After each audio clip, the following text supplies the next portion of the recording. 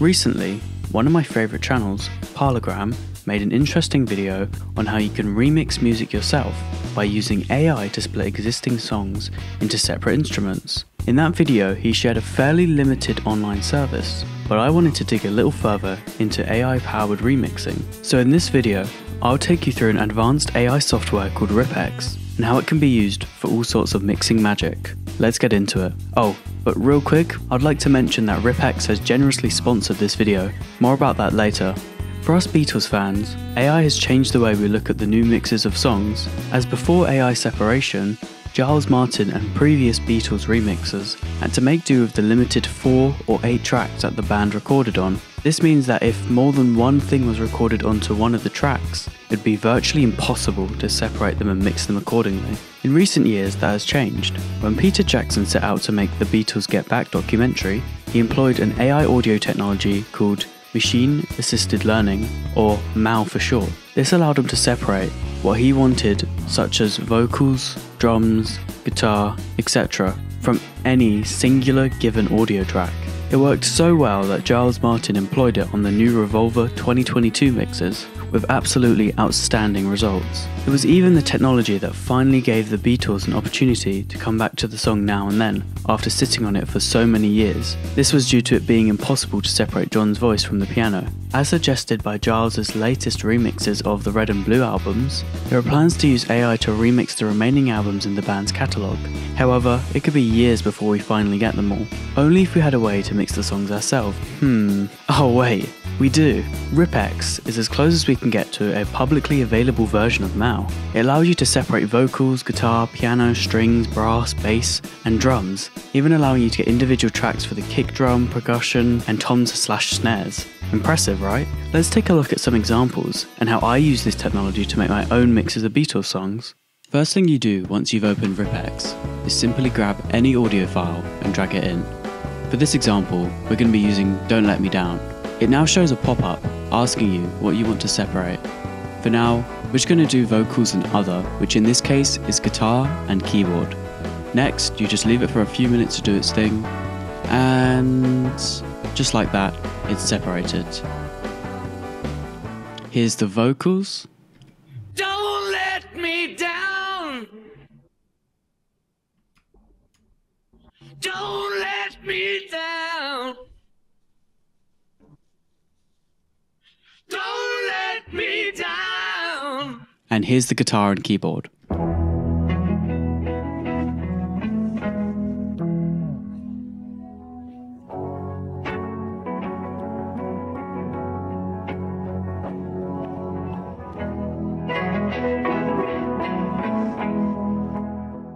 As you can hear, it sounds pretty good. Now let's try separating all the parts from a song. For our next example, we're going to try separating Sgt. Pepper's Lonely Hearts Club Band. And this time we're going to do the bass, the drums, vocals and guitar all at once. Let's see how it turns out. Here's the vocals. It was 20 years ago today when Sgt. Pepper taught the band to play. They've been going in and out of style, but they're guaranteed to raise a smile. Here's the guitar part.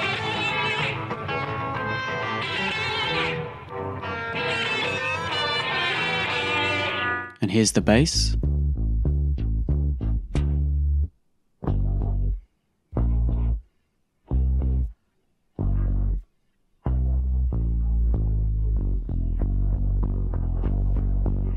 Here are the drums.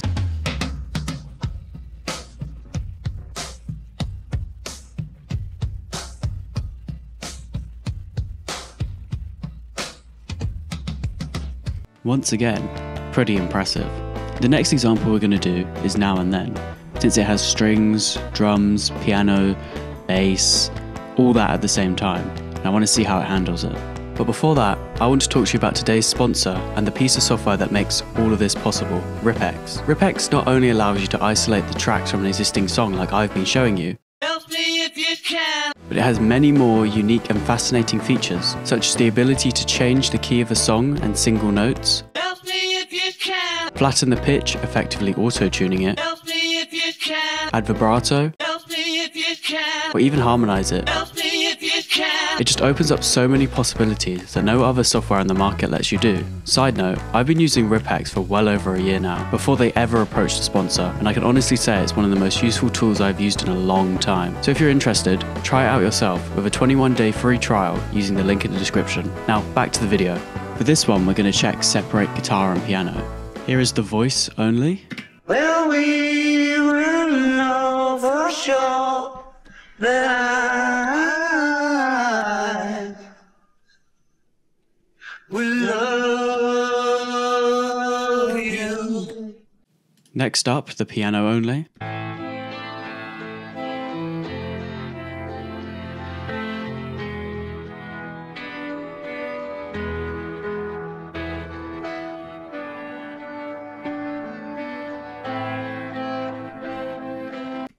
Next up, the guitar only.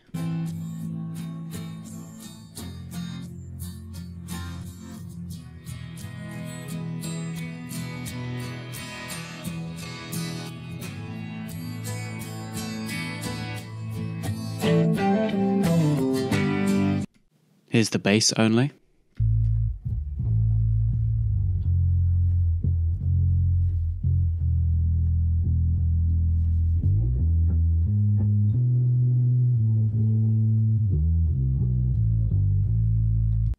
Here are the drums only.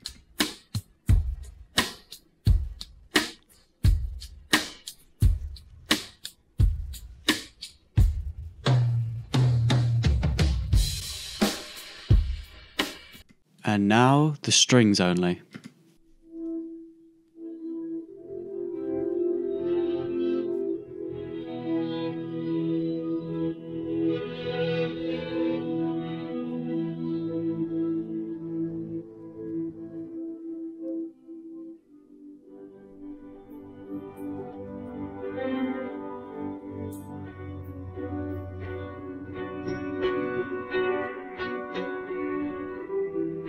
I always thought it would be quite cool to make a version with only the strings, vocals and piano, so let's just see what that sounds like. Well, we will know for sure that I will love Maybe add the bass in there? you. Now and then Maybe remove the I piano and miss add you. the guitar.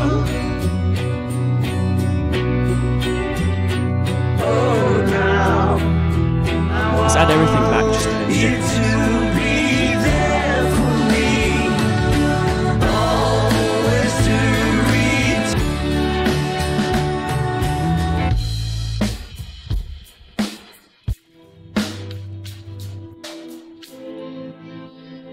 because of you. And if you go away, I know you'll never stay. How cool was that? For the rest of this video, I want to go through how I use this software to create my own remixes.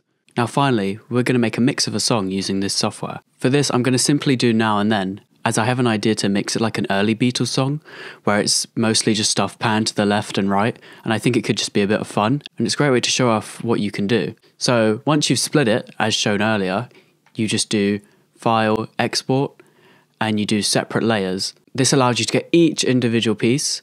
However, I'm going to go back and do separate stems as well, just so I can get the drums on their own, since I don't plan on using each individual part of the drums. Once I've done that, I drag it into my audio editing software of choice, which is FL Studio. I thought I'd also mention you can use RipX itself to do a decent amount of the mixing. Things like panning left and right and adding effects is made super simple.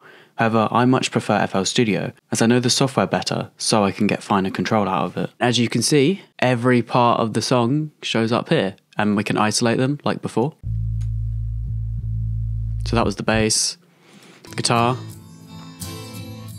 piano,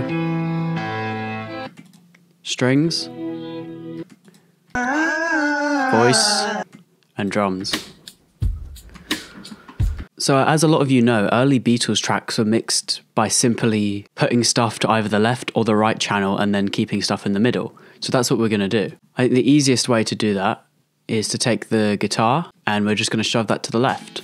So To do that on FL Studio, I can just take this and drag it to the left, or I can assign all of the parts to separate mixing channels like this, and then do it from here. So guitar is 2, so if I go to 2 and I drag this to the left, now, as you can hear, this will be on the left. By the way, if you're not wearing headphones for this, you might want to do that so you can actually hear when they're on the left and right, and it makes it a lot clearer. Now I want to take the piano, which is the 3rd track, and move that all the way to the right. So it will sound like this.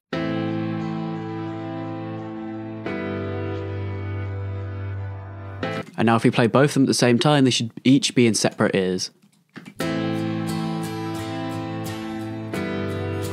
I honestly think I'm going to turn down the piano a bit because it's a bit loud in my opinion.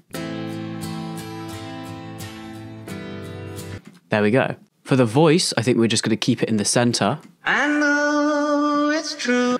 But we'll make it completely mono, so the reverb and stuff doesn't leak out either side. I know it's true. And if we hear that with all this, I know it's true. definitely creates an interesting sound and a bit like the early Beatles stuff. I think for drums, we're going to shove them to the right-hand side with the piano. So that is track 6, so put that to the right. And we'll also make it completely mono. Actually, we'll make most of these completely mono. Okay, let's hear what all of these 3 bits sound like together.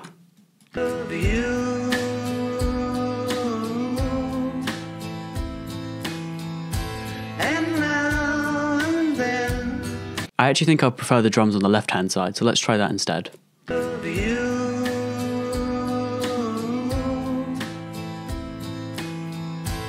There we go. Now we're going to take the bass. Typically, on the earlier recordings, the bass was also put to one side, but I know slightly later on, they were just left in the middle, so we might just keep it in the middle, but let's just hear how it sounds on a different side. I'm also thinking to do this on the left-hand side. I think it's too much over there, let's try the right-hand side.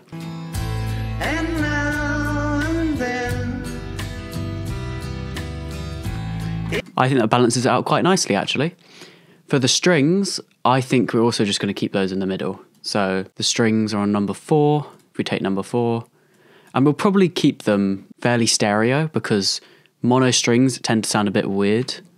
But let's hear how all that sounds. We'll go to a part where there's a lot of strings going on.